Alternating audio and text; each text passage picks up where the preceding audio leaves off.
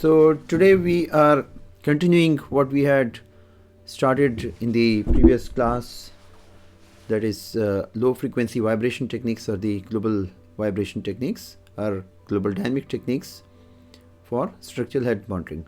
So you recall in the last lecture we had introduced the concept of frequency response function. So what is frequency response function? Do you recall? Output response ratio of output response to the applied force at same point or maybe at or another point. Exactly. So basically we defined a term frequency response function. So here we basically measure some kind of response, dynamic response. When we say response, this response is dynamic, and we normalize it with respect to the dynamic force. So always there is a phase difference between the response and the force. So we have to take that also into account.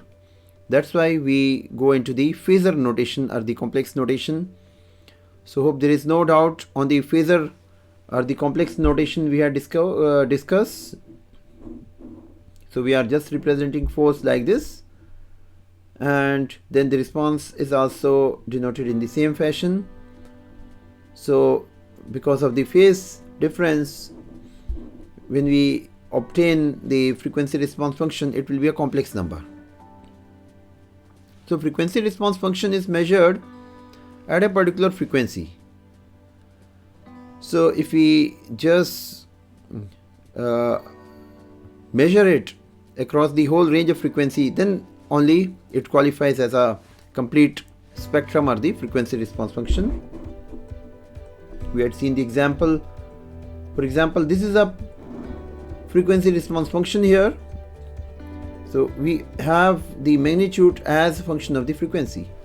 So what is this magnitude? This magnitude is basically the response divided by the force, and we are plotting it as a function of frequency. So what should be range of this frequency? That depends on our operating range. Our structure will be operating at a particular frequency range, so we should have knowledge of the frequency response function across that particular range. Okay, so this is, I hope, clear to everyone. If not, then you let me know, because now we are going to start some practical aspect. So if you have any doubt, just raise your hand till now. So yes, Aniket. Sir, why it is required to fast Fourier transform to convert time domain to frequency domain? We cannot use the time domain function. Time domain function one can use, but then the frequency response function, when we say, so it's meant that it is in the frequency domain, because frequency domain offers us a number of advantages. For example, it gives us clarity at the identification of the frequencies. It gives us clarity with regard to the measurement of the damping. So that's why the frequency domain is preferred. Okay, sir. Alright. Now we show you the application of the frequency response function. So the first application is the determination of the mode shapes. Now you have studied in your dynamics course mode shape. So do you have any idea how do we obtain it from a practical angle, experimentally? Can anyone guess? So what is a mode shape? Mode shape in very simple terms is basically the deformation pattern of the structure at a particular resonance frequency. So that is the mode shape. So how do we obtain it? You have any idea? So this is what we will be covering today. So please pay careful attention. So basically we discretize the structure into number of points. Let's say for simplicity we have discretized the structure into n different divisions, and let's say here we say that we have divided the structure into 3 divisions. So we have basically 4 nodes, just like we do in the case of analysis also. If we are performing finite element analysis, we would certainly be discretizing the structure. So same approach we follow here in the case of the model analysis also. So our results, they invariably depend on our discretization, how closely we have kept the points, the measurement points. So here we are just describing for a very simple understanding that let's say we have a cantilever beam and we have identified 3 points, and of course we need not record any measurement at the root, because at the root the acceleration and the displacement is going to be 0. So here let's say we are basically recording the acceleration or say the displacement, because you know that acceleration and the displacement, they are very easily interconvertible. So we would apply frequency response functions for this purpose. So what we have to do, we have to apply force. So force can be applied by a number of ways, and we'll first discuss this way, which is by use of impact hammer. We have seen that force can be applied using a shaker also. So that is one way, and here this is the other way, hammer. So we are here in this development showing hammer, but you can always substitute the hammer by shaker also. So when we are applying the hammer, so hammer, how we are applying, we are basically exciting the structure, striking with hammer like this, and then the structure undergoes vibrations. So these will be basically damped free oscillations. So when we are hammering, we have to measure the force. So it will be an impact kind of excitation. So we understand that the idealized force curve would be like a triangle over a very small time span, right? So let's say we have here at the same point we are measuring the acceleration also. So here the point of application of the force and the point of measurement of the response, they happen to be same. So we use the notation H11. So H11 is the frequency response function obtained by dividing the response here, the acceleration response, with the force, applied force. Alright. So here, because the point is same both for the measurement of the force as well as for the measurement of the acceleration, so we say it is H11. Alright. Now if we change our location of the force but keep the same location for the measurement of the response, so what is now this?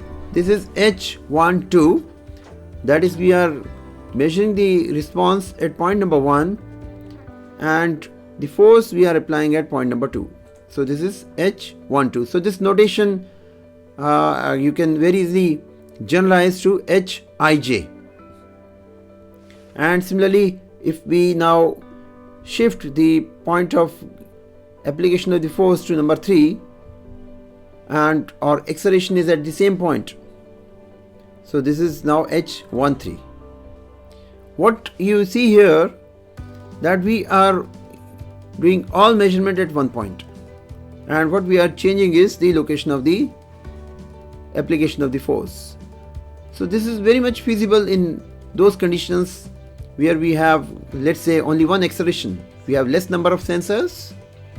Then what is favored is that we position our accelerometer at one convenient point in the structure and we keep on varying the location where we apply the force.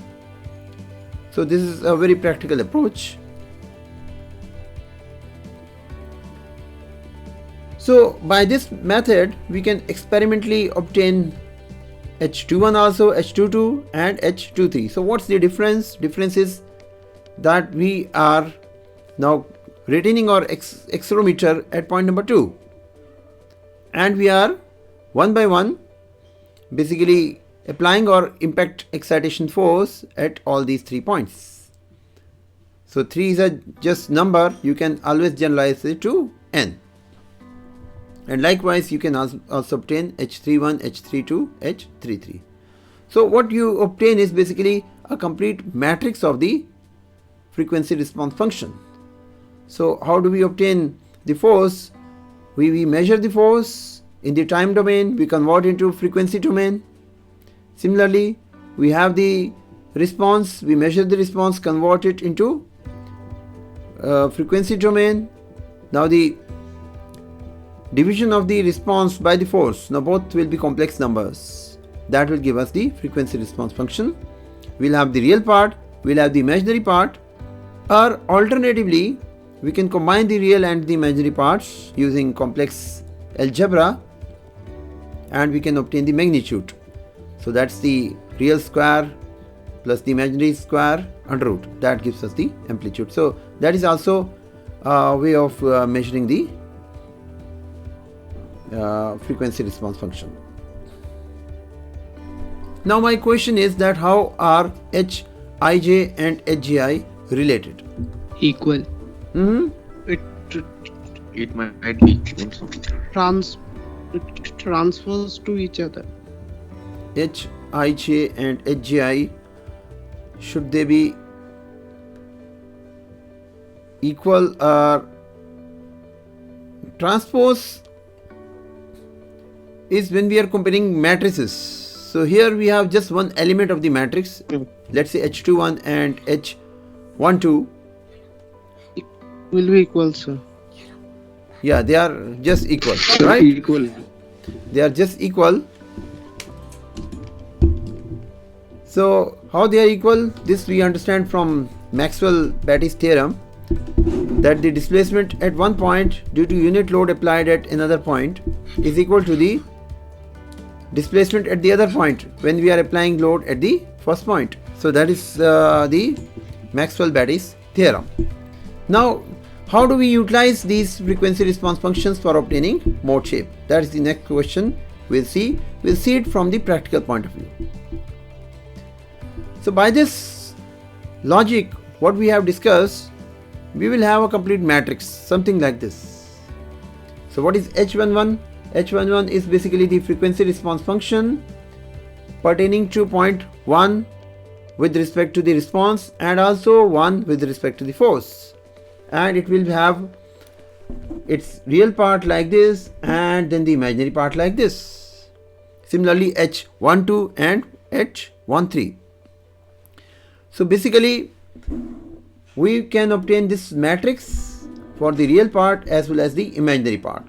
But then taking advantage of the symmetry that Hij and Hgi they are same, we need not complete all the measurements. For example, here there are 3 points, or if there are say n points, someone would say that we have to make n by n matrix. No.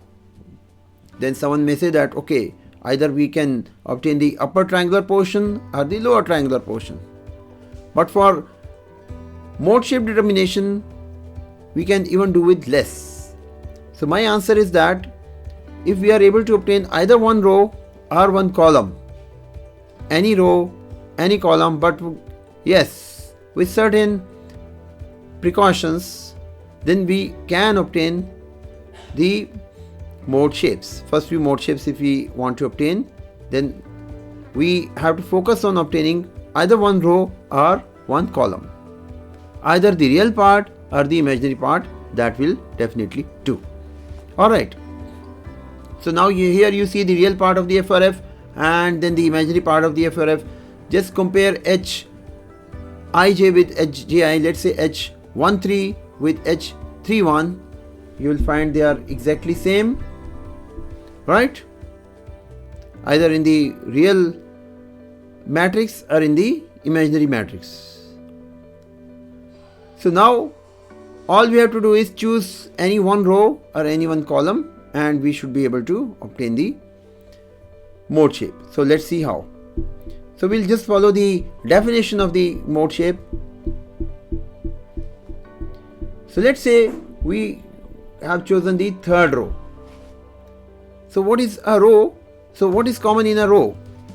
In a row, we say Hij, so I is same, so that means the measurement point is exactly the same, and we are basically varying the position where we are applying the force. So now we say that we will obtain mode shape using the third row. So the third row, we have these three shapes, three FRFs, H31, H32 and H33. So these are shown here, H31, H32 and H33. So I have just repeated these 3 times so that we show that how first 3 mode shapes they can be obtained using this. Now what is a mode shape? Recall, mode shape is the deflection profile assumed by the structure when it vibrates at a particular natural frequency. So here our first objective is to obtain the first mode shape from the frequency response function. So we will exactly use this definition, nothing special. So now I will just make one substitution here so that I change your mindset. So H31, it is same as H13, and H32 is same as H23, and H33 does not need any kind of change like this. So what is now the very first FRF showing? So very first FRF is basically pertaining to the point number 1. So where is point number 1? Here. So the first FRF is pertaining to point number 1. The second FRF, now it is H23, so basically it's pertaining to point number 2. And the third FRF is pertaining to point number 3. And all of these, when we are basically striking the hammer at the free end, the point number 3. Okay, but keep in mind that these are basically the responses at points 1, 2 and 3 specially. Okay, so now you just apply the definition. If the structure is vibrating at its first natural frequency, where is the first natural frequency? The first natural frequency is here, where we have this peak. So if the structure is vibrating at its first natural frequency, then we say that it's F1. So what will be the response? Here let's say the acceleration response or the displacement response. What will be the response at point number 1? The response by definition will be the peak value of the first natural frequency. This is what we define frequency response function. It's basically the response per unit force. So here we are applying force at point number 3 and we are normalizing everything with respect to the force. So force is common. Force is at one point, and here we are talking of the response. So response or the deflection at point number 1 will be this peak value, right? And similarly we go to point number 2. So at point number 2, because this is the frequency response function at point number 2, so here at the first frequency F1, the response or the displacement response will be equal to the magnitude of the first peak again, and similarly for the third point. So at all these 3 points, basically what we have to do is we have to measure the peak value. So this is called as picking method. So if we do that successfully, either by using the real part or the imaginary part, and if we just join them spatially, then this gives us the first mode shape. So any doubt on this? We have simply used the definition that mode shape is nothing but the profile of the displacement when the structure is vibrating at a particular natural frequency, and the frequency response functions, they provide us a measure of that. So picking method is very, very efficient to obtain the first mode shape. And now we use the same row. It is the third row. If we want to use for the the next mode shape number 2, how we have to go about. Now mode number 2 is the second natural frequency. So what we have to do is we have to now look at the second peak. So we see that at point number 2, this is the value, it's on one side. Point number 2, it is just 0, and point number 3, it's on the other side. So if we join them, then this is your second mode shape. So now we can space the points as close as possible. The closer we space these measurement points, the better will be the profile of our mode shape. And finally, how do we obtain mode shape number 3? You can obtain yourself if you just have to look at the third peak here. So here it's bottom, and here it's top, and again bottom. So if you join them, this would be your third mode shape. So is this clear to everyone? Sir, can you please explain first? Yes, please. Sir, can you please explain first mode shape again? Sir, first mode shape again. Okay, first mode shape again means the entire process, right? Yes, sir. So let me ask you, what is the definition of mode shape? I mean, if you want to understand, just first understand what's the definition of the mode shape. Practical definition, it's basically the profile adopted by the structure when vibrating at a particular frequency. So displacement profile, let's say. Alright. So now if it's vibrating at its first natural frequency F1, Yes, then what will be the displacements, relative displacements at points 1, 2 and 3? If you are able to obtain the relative displacements at points 1, 2 and 3, that will define your first mode shape. So this is what we have done. So this peak value is basically defines the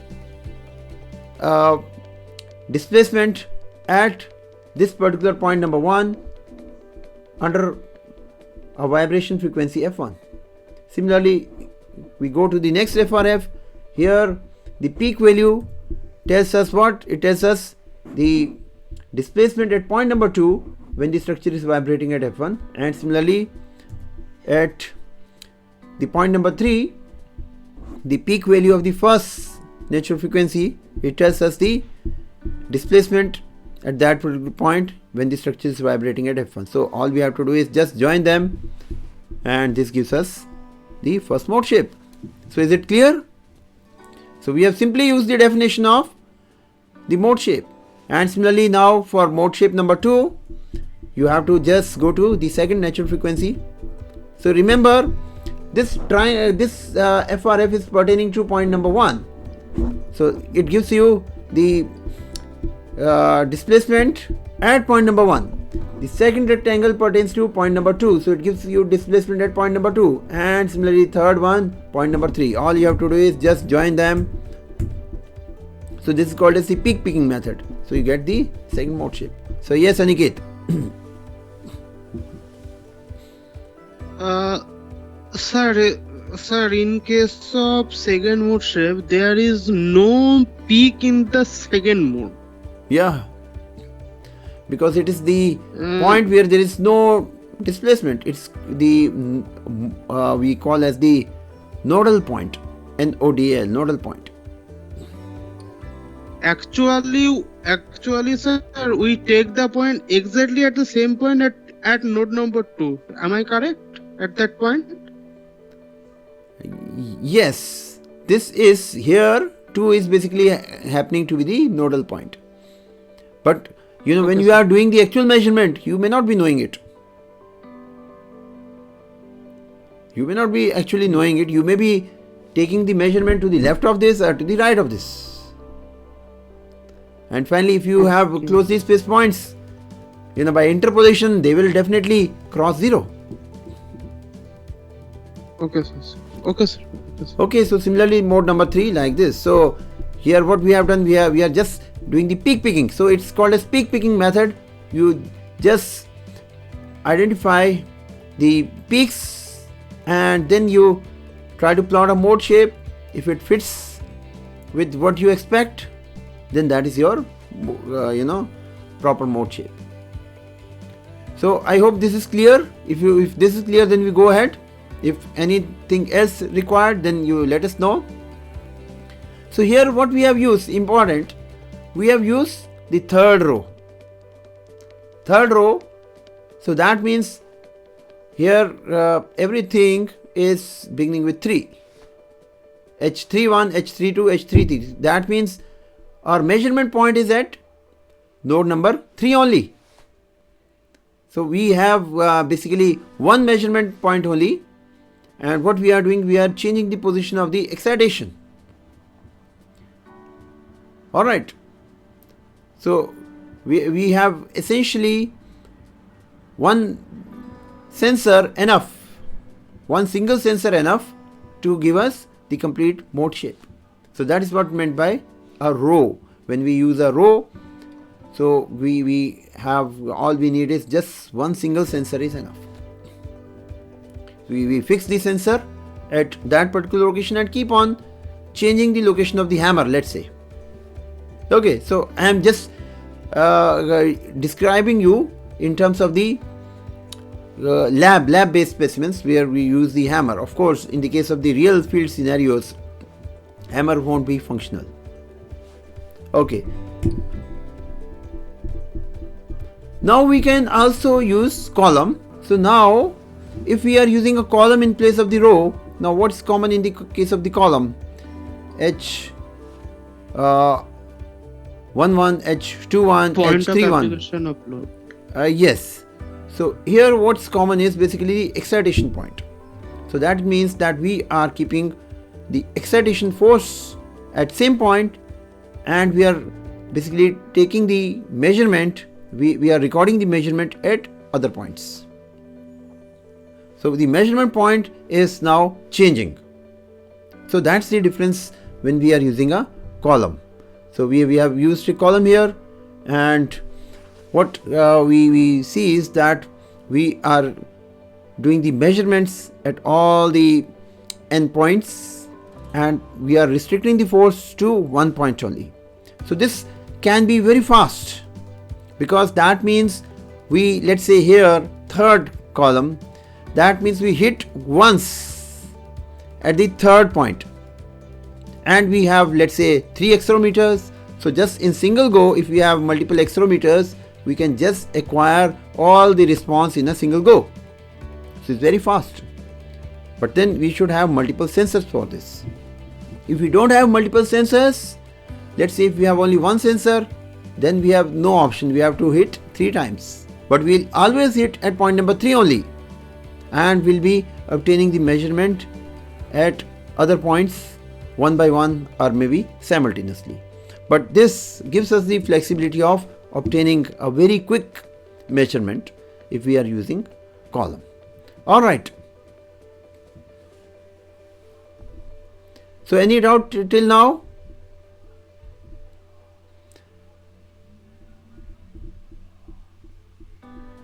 So we can use either a row or we can use a column. It's up to us, and it's up to us. We can judiciously use a limited number of sensors. Okay. But now there is a word of caution. Now let's say someone says that I will use row number 2. So previously you had seen we had used row number 3, but someone says that I want to use row number 2. Okay, so he happily takes row number 2. So what does row number 2 mean? Row number means we are doing the measurement at point number 2. So we are basically using point number 2 to obtain the second mode shape, and this is something very dangerous, because if person uses point number 2, then what he will get, say at this point 1, he says that response is 0. Basically we are talking about the first mode shape. Then he goes to point number 2. Here also, when he finds out at that particular point. So he finds 0, and at the third point also he finds it to be 0. Does it give you mode shape? No, it does not give us mode shape. But when we had used the other row, third row, we were getting a particular profile of the mode shape.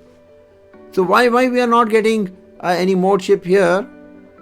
The reason is that we have chosen the point incorrect, because it is a nodal point. So however hard we try, we will not get any response over there. Okay. So we had previously obtained this mode shape, but now because we have chosen the wrong point, so at this point there won't be any response. So when there is no response here, so we'll always get a 0 term here as far as the frequency response function is concerned. Okay, so this should always be avoided. So we should always avoid the nodal points. But then how do we know a nodal point? Approximately we should have a guesswork with the theoretical nature of the mode shape. If we have some theoretical knowledge, we will be equipped to avoid these kind of points. So we should try to before going for the actual practical measurement, we should have certain theoretical profile with us. That really helps. So now we have seen that for mode number 2, point number 2 is a worst point. But then if we are making measurement at point number 2, we shall be very well obtaining mode number 1. Mode number 1 will anyway obtain, right? Because point number 2 is not the nodal point for mode number 1. So mode number 1 will anyway obtain. But it's only with respect to mode number 2 that we are stuck. So that means if there are some points which are non-preferred points, then there must be some points which are highly preferred, right? So what are those points which are highly preferred? So we'll just have a look. But before that, point number 1, point number 3, they are fine. So either we use row number 1 or row number 3, it's basically fine. Now let's see which points they are very effective. Now I give you here the example mode 1, mode 2, mode 3. So let's see if we are doing our measurement at the midpoint of the beam. So this is a simply supported beam, and we are, let's say, doing measurement at the midpoint of the beam. So now you are very sure, you can very easily tell me that certain modes will be missed out. And what are those modes? We'll never be able to capture those modes. So here mode number 1, mode number 3 we can very easily obtain, because these modes, mode number 1 and mode number 3, especially mode number 1, the midpoint is a very preferred point because we have maximum displacement over there. But mode number 2 will be missed out. So all the odd modes, they will be identified with a very high degree of resolution. Reason being that midpoint is the point of maximum in all these modes, the odd modes. But the even modes, number 2, number 4, number 6, number 8, etc., they will be missed out. Alright. So now we had begun this with the shaker. Sir, I have one question. Yes. Sir, at the nodal point, we just see at the nodal point the excitation should be avoided, but in that case 1 and 3 node, we get the 1 and 3 also the nodal point, we also get the mode shape. But in case of 2, why it is missed out, it is not clear. Because see, you try to obtain the second mode shape using point number 2. Okay, you will never be able to get it because you are hitting, let's say you keep on hitting with the hammer all across the beam from the left end to the right and let's say you have divided the beam into 10 points, 10 parts, and you are each time hitting, but you are making the measurement at the midpoint. So what will happen?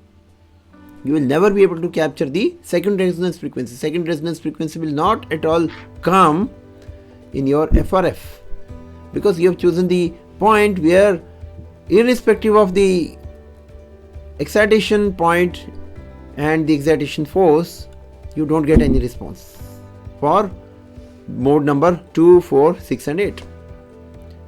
So you will miss them out. Okay. Alright. Okay, sir. Okay. So if you have, for example, very simple geometry, and let's say I give you a simply supported beam, then it's better to not choose the midpoint. Avoid the midpoint. You choose a point on the to the left or to the right of the midpoint, because then your mode 2 will be still achievable. Okay, but of course, as you increase the number of modes, somewhere it may happen that you are basically missing out. Okay, so this is especially dangerous when you are acquiring the measurement at single point.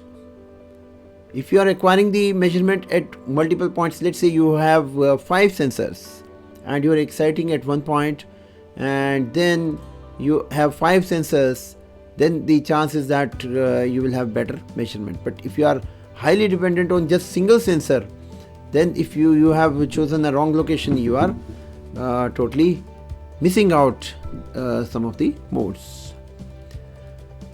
Alright. Okay, now we had begun with the shaker, and then we took you to the impact test. So now what's the similarity or the difference between a shaker test and an impact test?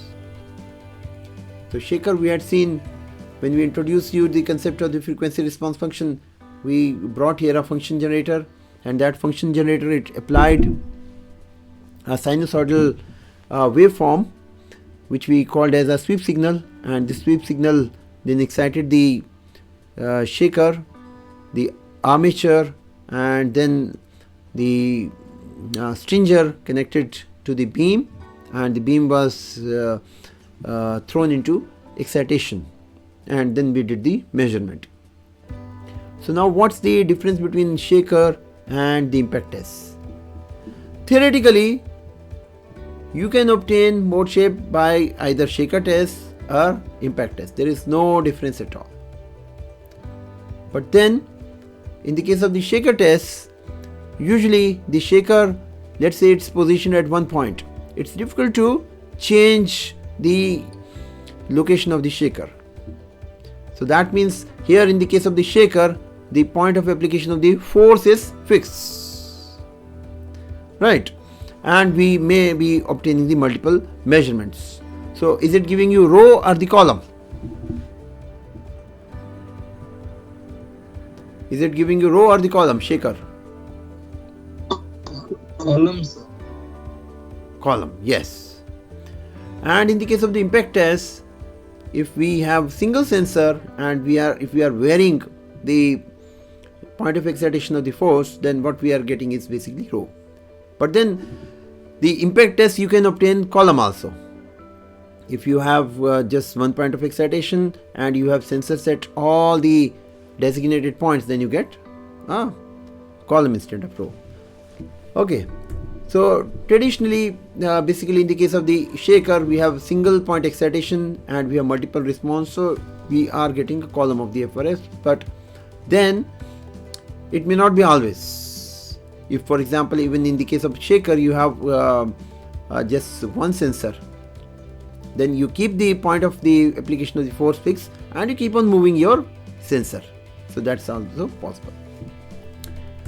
And in the case of the impact test, basically one point you are doing the excitation and you have multiple points for, you have one point for the response measurement and you have multiple points for excitation. So here basically you are obtaining a row, but then it can be used in the other way also to obtain the column.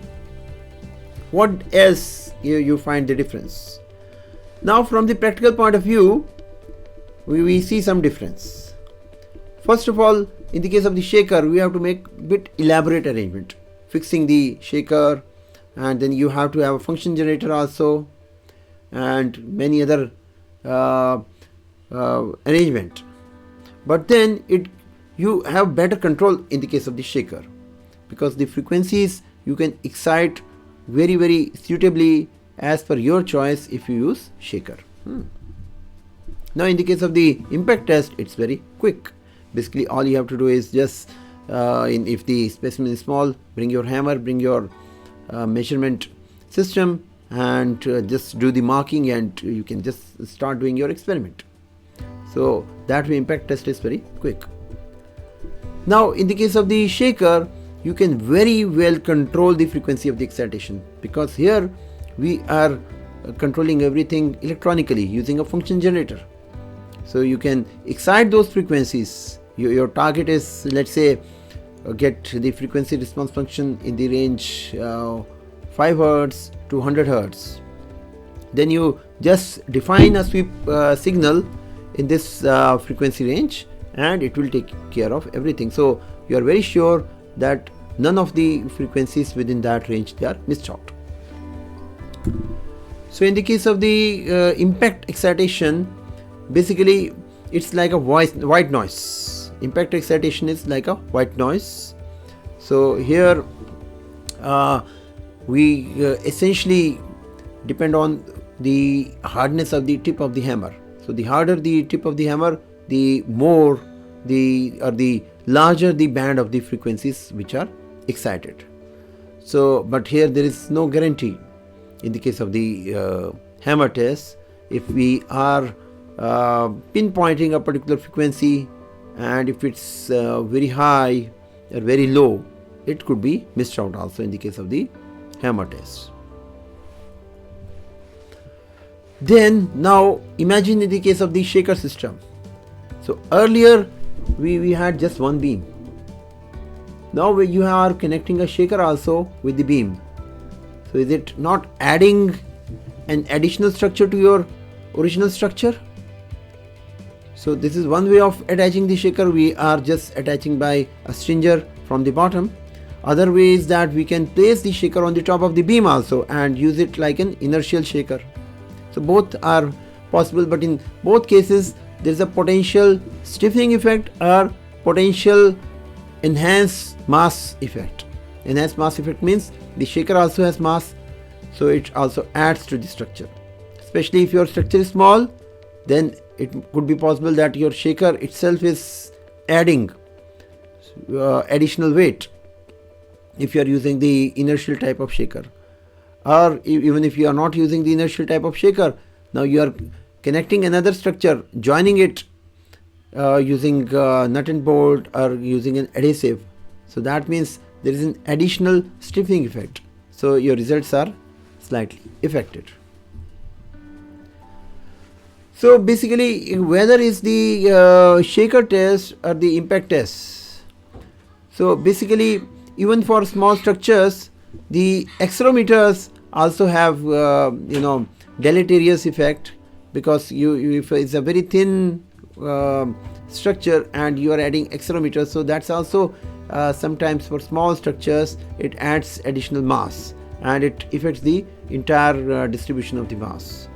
So sometimes for uniformity it's preferred that the experimental person, he basically keeps a number of accelerometers, so that at least the effect is uniform. It's not a localized effect on the addition of the mass at say one point. It's distributed uniformly. At least it has not a concentration effect. Okay. So here I would advise you that you can read the literature of Evitable, which deals with non-mathematical approach for experimental model analysis, and you can also read this paper, Farhan and Jarugi. And meantime, if you have any question, then you raise your hand.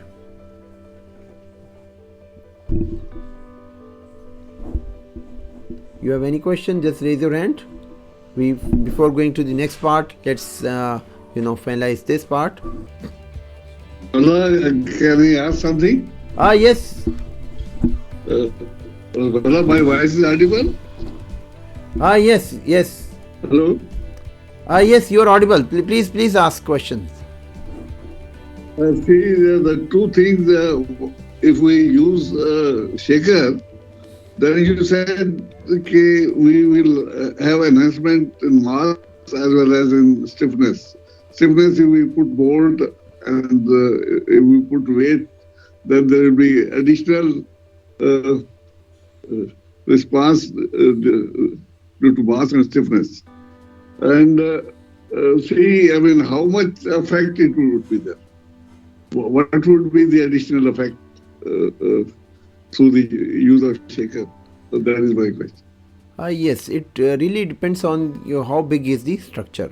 If the structure is very small, say lab type of structure, so lab type of structure will definitely have an effect. But if it's a very big structure, say a real bridge, then if you are using a inertial type of shaker, then the effect will be minimal. And also in the case of the bridge structure, already there is the effect of those moving vehicles. The vehicles, they also add to the weight of the bridge. Impact. So Right.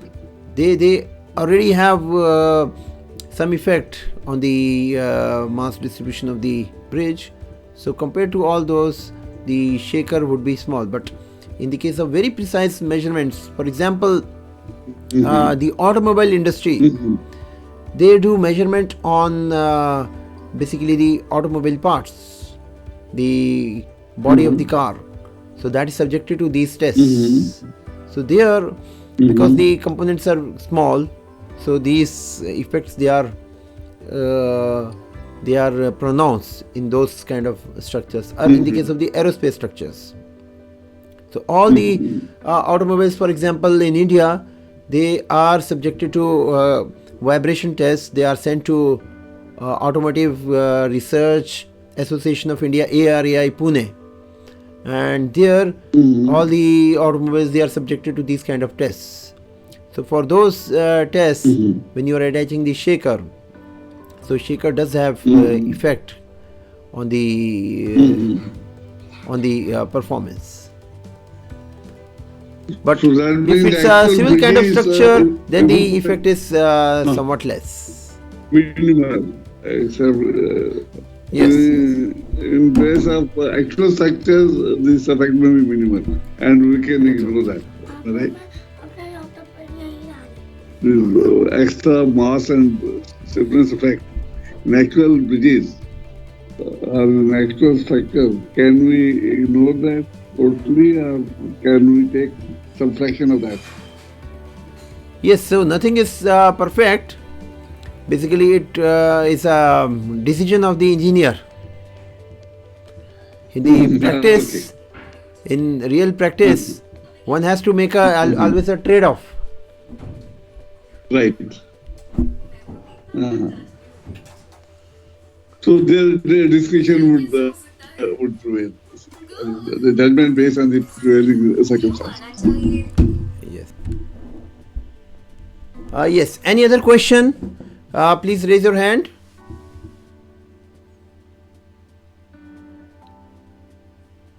Because this part has to be understood very carefully before we go to the next part. So therefore, it's better you clarify all your doubts. This part, especially the mode shape, because in the lab also you will be using the same peak picking method to obtain the mode shapes. Of course, we'll be sending you the data, and most of you would be doing it virtually, but then you will have to use, for the first experiment, you will have to do it manually so that you get feeling of the peak picking. You will have to do manual peak picking, Otherwise we have dedicated software also which does peak picking automatically, and very quickly it gives us the complete mode shape. Any other question, Dr. Dhawan?